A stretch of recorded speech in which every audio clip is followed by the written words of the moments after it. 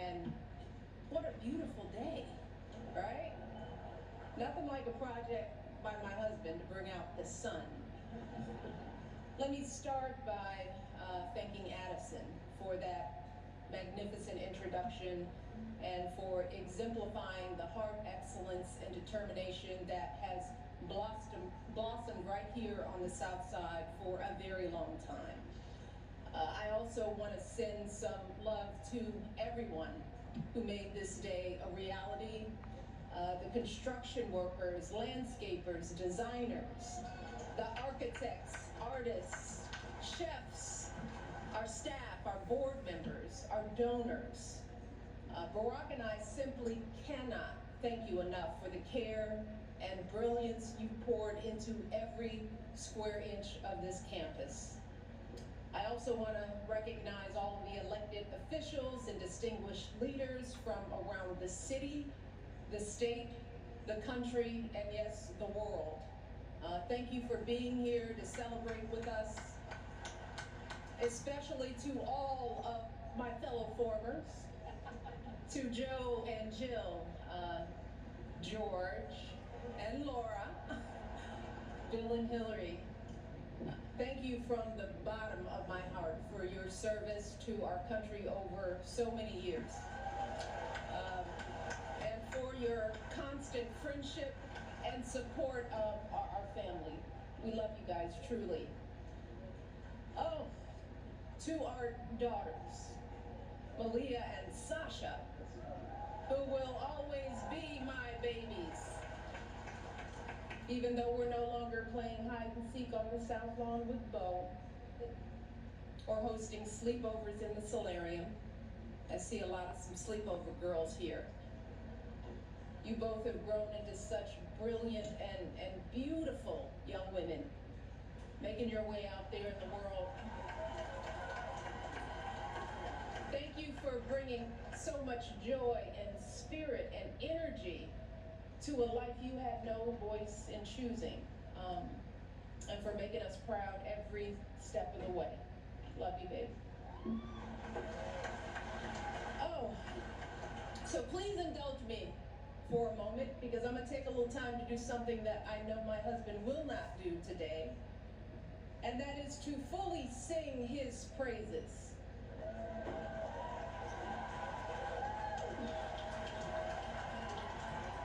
Barack, you gotta look at me. You told me all those years ago that you couldn't promise me the world, but you could promise me an interesting life. And of course, you outdid yourself and managed to give me both. I know it hasn't always been easy, but there hasn't been a single second through this experience that standing by your side hasn't left me in awe. 8 years in the crucible, and not once did you melt from the heat. Not once did you let it harden you. Instead, you used it to reveal your truest essence, your stubborn optimism and unflinching courage, your dazzling brilliance and unpretentious decency, your ferocious work ethic, and absolutely unshakable moral fiber.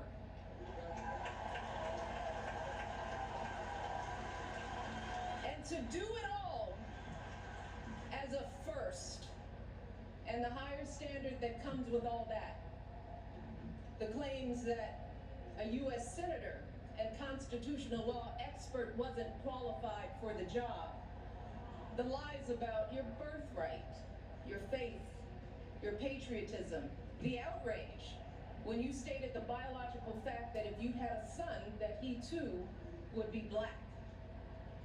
Yet, you were unflappable at every turn, always focused, always calm, always looking at the long view. How absurd it is to even imagine that you might have buckled under the pressure even once, lashed out in frustration, lost your temper. How absurd it is to imagine that you might have done anything but make our family and this entire country proud.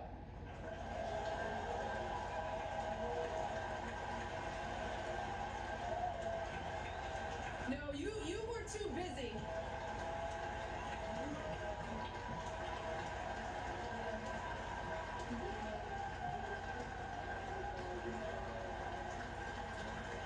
I'm not done, y'all. Not done. So much to say. You were doing the people's work, rescuing our economy, expanding health care, ending a war, ordering the Bin Laden raid, saving an auto industry, winning a peace prize.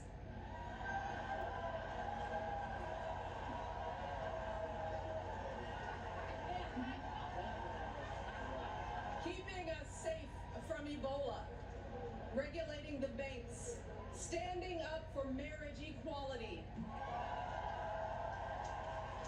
listening to science, and comforting an entire nation in the face of unspeakable tragedies. And you did it all with such grace and class and cool that you made the hardest job in the world look like a walk in this beautiful park. Your mother, Toot, Gramps, you are a tribute to their love. They are up there grinning and hugging today because you never forgot who you are and where you came from. Single mother, working hard to get by and get an education and show her son the world. Grandparents who didn't have much, but they had the perfect recipe to nurture your flame.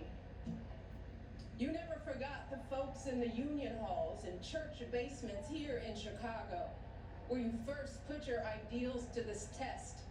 You never forgot all the voters you registered and students you taught and neighbors you organized. You never fell for the temptation of a quick fix or an easy payday. You never changed from that idealistic summer associate who showed up on that rainy day when we first met without an umbrella. You always gave us the very best within you. And in doing so, you reminded the rest of us that we could too. Barack, there are no words to express how proud I am of the way you showed up and continue to show up every single day.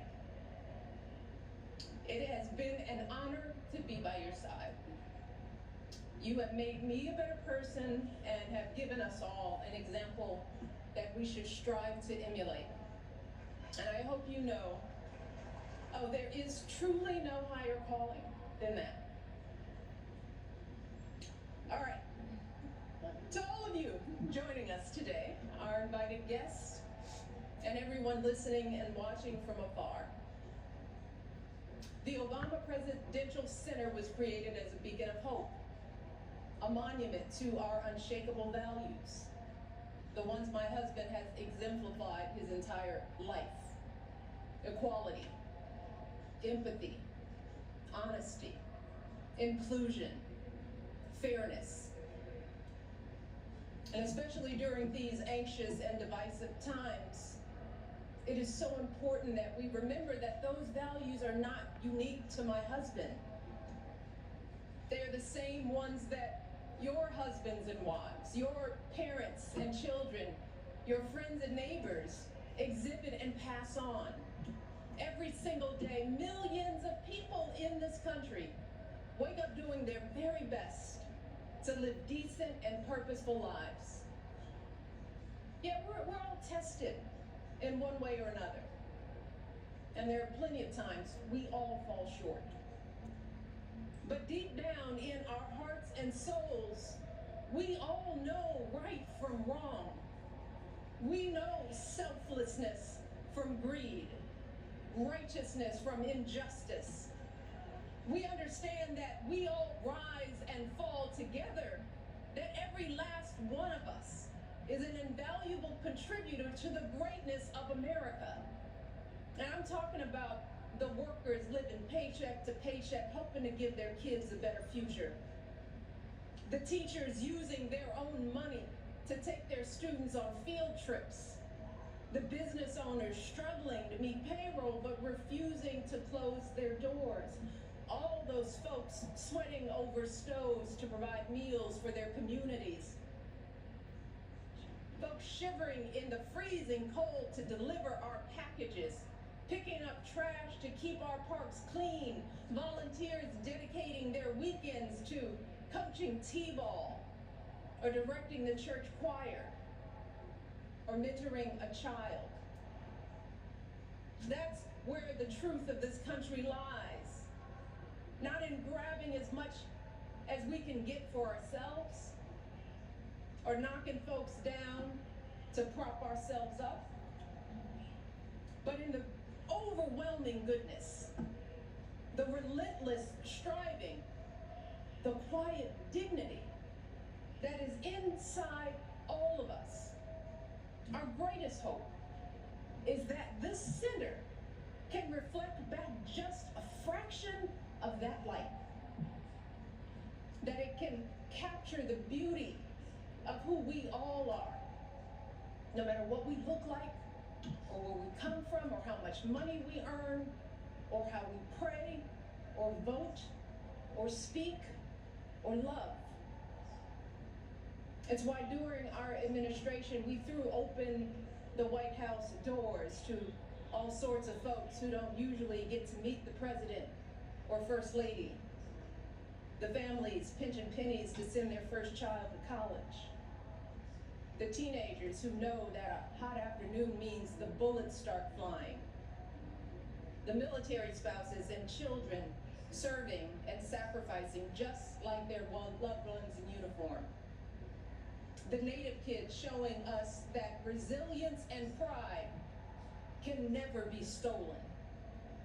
The 4-H'ers and FFA members with calluses on their hands from feeding livestock. The immigrants proving what it truly means to be a dreamer. These folks aren't Americans too. They are America. They are the beating heart of this country. They are us and we are them. And to ignore this simple truth, to refuse to respect the contributions and experiences of people who aren't exactly like us, y'all, puts us all at risk. Failing to see the humanity in all people puts us all on a slippery slope. And once that slide starts, there's no telling where it stops.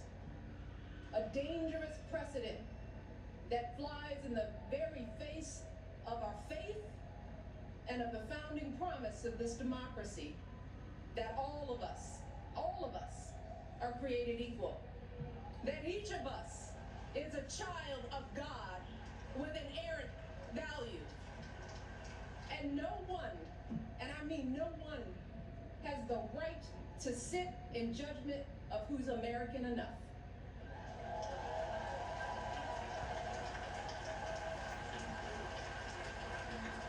And that's why, folks, we simply don't have the luxury or time to be cynical or complacent, to wring our hands in despair, to wait for someone else to fix the problem. Y'all, hope is all we have, because hope is the essential spark that lights the fire of change. But hope is a choice. Whether or not we use our voices to speak up is a choice. Voting is a choice. Being a decent human being is a choice. Believing that we still hold the power to build a country that reflects us all is a choice. The Obama Presidential Center is a living testament to the power of choice, y'all. The historic example that millions of you gave the world about about what this imperfect democracy has strived for and achieved, and an urgent call to go out there and do it again. So I hope that when you walk through this campus and bring your children here, you are reminded of the power of choice and the steady work of change. The arduous, unglamorous march up that mountain, one foot after another, day after day, generation after generation. But I also hope you fully absorb the elation of achieving something together. You know, that feeling when you clear the tree line and see a vista that takes your breath away. A feeling that can never be erased. And I know that can be hard to grasp right now, when everything feels so upside down, when fact and fiction run together, when folks seek to stifle speech, limit access to education, devalue diversity, erase the inconvenient parts of our history, when our phones constantly buzz with the latest outrage. So I hope that this place can offer a respite from all that, at least for a little while. I hope it can reignite the optimism and empathy and ambition that has always powered this country's greatest change. So we want you to come here and put away your phones and talk and laugh and cry, because you're gonna cry, and make new friends. Get your hands dirty in my garden. Push your baby on a swing in the playground. Have a romantic picnic on the great lawn. Because that's the work of democracy too. Being neighborly, taking care of public spaces, having some fun, enjoying each other, shaking out of the isolation and division that have crept too deeply into our lives. And to my fellow Southsiders, I want you all to make this campus a part of your lives. Be inspired by the world-class art. Check out the books from our beautiful public library and bring them back on time. Drop some beats in the recording studio, hit some corner threes at home court, hold birthday parties, jumpstart clothing drives, host citywide cleanup days here. Use this campus to show off this place we call home. This joyful place where Marion and Fraser Robinson taught their two kids to dream big. This hopeful place where an unknown guy with an unknown name took flight. This stubbornly optimistic place where family after family scrapes and claws and laughs and dances their way to a better tomorrow. That's what this has always been about.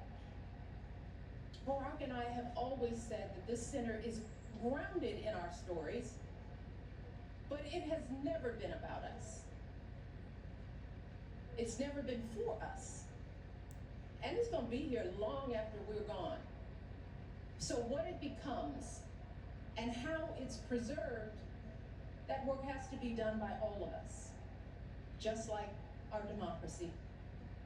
And thankfully, you have shown the world what we are capable of. You've proven that a lasting legacy isn't an award or a name on a building or a number of zeros in a bank account, but the difference we make in one another's lives.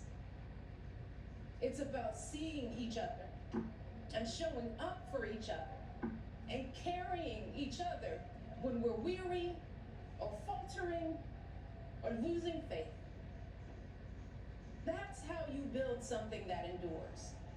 And that's what you all have done at every twist and turn of this extraordinary journey. You have protected and proclaimed the hope that beats within the heart of this campus. You've rekindled and renewed this untamable, unpredictable, and unbreakable democracy.